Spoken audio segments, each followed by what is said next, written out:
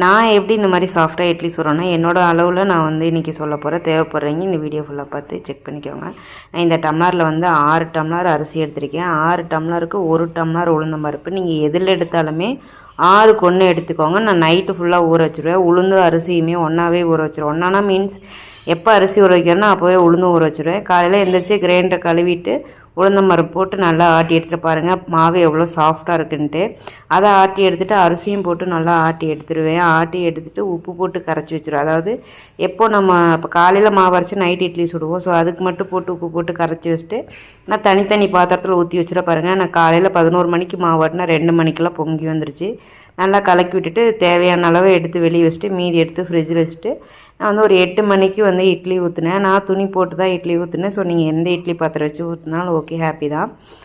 நான் இட்லி ஊற்றி வச்சுட்டு நான் இட்லி பாத்திரத்தில் மெயினாக நம்ம இட்லி ஊற்றி வைக்கிறதுக்கு முன்னாடி தண்ணி வந்து நல்லா கொதிக்கணும். நல்லா கொதிச்சா தான் இட்லி வந்து நமக்கு சாஃப்டாக கொடுக்கும். இந்த மாதிரி கொதி வந்த பின்னாடி நம்ம இட்லி ஊற்றி வச்சுட்டு இதுக்கு சட்னி சாம்பார் என்ன நமக்கு தேவையோ அதை ரெடி பண்ணிக்கலாம். நான் இன்றைக்கி பார்த்திங்கன்னா சாம்பாரும் சட்னி தான் ரெடி பண்ணியிருந்தேன்.